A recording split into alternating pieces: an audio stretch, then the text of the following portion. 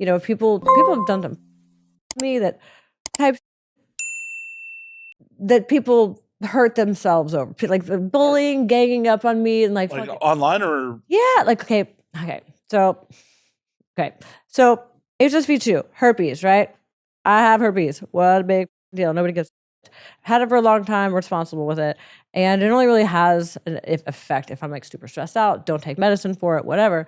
So I had this conversation with these people at this content thing. I was like, I'm not making content because I didn't have a medicine and I have an outbreak right now and it's the responsible thing to do. Right.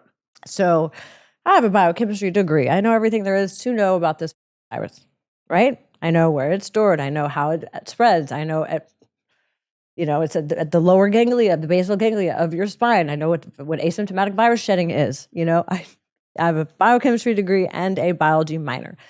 If they wanted to know anything about this disease, they could have asked me. One person did. The other people talked about me behind my back. Like, oh my God, I sat on a toilet seat next to Justine. Am I going to get herpes? And I know for a fact that the girl whose house this happened at has herpes and has lied about it on tests on STDs. She's like had STD tests. Like, yeah, but that's not part of the standard panel anyways. No. That shows you these girls are ignorant. Well, yeah. They're not even in the industry. They do OnlyFans, right? So they don't know. And it's like, they don't even test for that. They're sitting there emailing Lena the Plug Talk. They're emailing Bang.com. They're emailing a porn star I work with, like subscribing to his OnlyFans and tipping him and saying, Justine has herpes. And he's like, you told me about this when we started. And also I borrowed acyclovir from you because we all have it. Nobody gives a right. As long as you don't have an active outbreak, they're like, do you have an active outbreak? I'm like, I did back, Cinco de Mayo of last year when they had this issue happen. And like, also it's one of those things that like, I don't care if people know. I just like tell them sometimes to like see what they do with the information. Well, and the part about it is like, it didn't even really have the stigma it has now until the pharmaceutical companies started pushing it in the 70s. It's not deadly if you think about it. Like one of the reasons they don't test for it is because it's a waste of money. It doesn't kill you, right? Like things like, gonorrhea and chlamydia will actually attack the brainstem and kill you. Syphilis is real bad. Syphilis will melt your face and then kill you. If it's something that's just an annoyance, right? It's just a minor annoyance. That's why there's no cure for it, because no drug company is going to invest the money in research and curing just a nuisance. Well, no, that's why they came up with the money for Valtrex to suppress it. It's a biosuppression. Because they can sell that to you forever. Yep. Thanks, pharmaceutical companies. Lysine helps also. But for me, I have a typically more virulent strain. So some people have a strain of herpes that never shows up. Some people, like me, if I am stressed, if I don't sleep, if I'm traveling, or like just getting, like even in porn, if I have my dosage whenever I'm like making scenes, just because there's a lot more trauma going on. If you're on your period type, there's a lot of variables. But it's just one of those things that like, so they were fucking on my Twitter and I would get messages from like Jesse Jones and like the people from Plug Talk, like, do you have an active outbreak? And I'm just like, bro, like this is that if you do that to somebody else, you are not in a good place. Right? Right. And like, also like I cried about like one day I was at the gym and I like cried. And then I was just like, man, like that sucks, because I thought they were my friends. I went to like visit them. I was in their circle and then they did this to me. I'm like, what kind of community is that? But that's the type of things that people kill themselves over. No, like this is how people feel. And I'm not like saying this lightly. That's why people feel so isolating enough industry and to be ganged up on and kicked out of and banished from your network because of some shit like that. And then some other shit that went down that nobody asked me my side of it. Well, on top of it, it's not like you chose to do this. I was and I had herpes from a assault that some dude stuck his dick out consent without a condom, and I literally nobody asked that. You know what I mean? Like, that's horrible, right? I mean, I'm over it because it happened, and like I was, I didn't. It happened, right? So there's nothing, and he didn't mean that, right? But like he had condoms and he couldn't keep whatever, and like. I just thought it was pimples, and I told him to stop after he did it, but it was just like, I told you like 17 times I didn't want to have sex without a condom, and you did it anyways.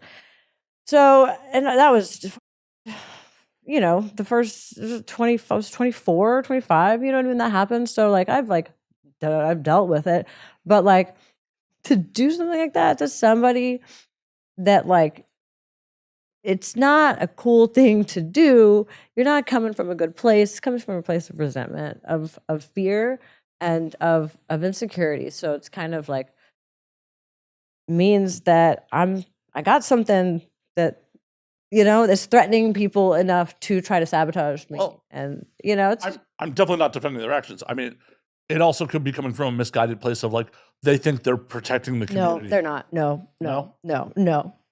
Okay. No, it was not about that because one of the girls has herpes and she got mad because I called her out in front of people. They're like, "Oh, you have herpes." I'm like, "Yeah, so does so and so." Well, and that's one of the things. And Like they got mad about it, and like there's been people know, and also like she's been caught like trying to send like to have her brother Photoshop like because when they make content they still test for it because they don't know, and the gold standard panel is not included, right? right. So they're just uneducated. So it's one of those things that like that happened to me, and I've kind of segued out of that little crabs in a bucket type of scarcity mindset, and like where you have to tear somebody else down in order to build yourself up.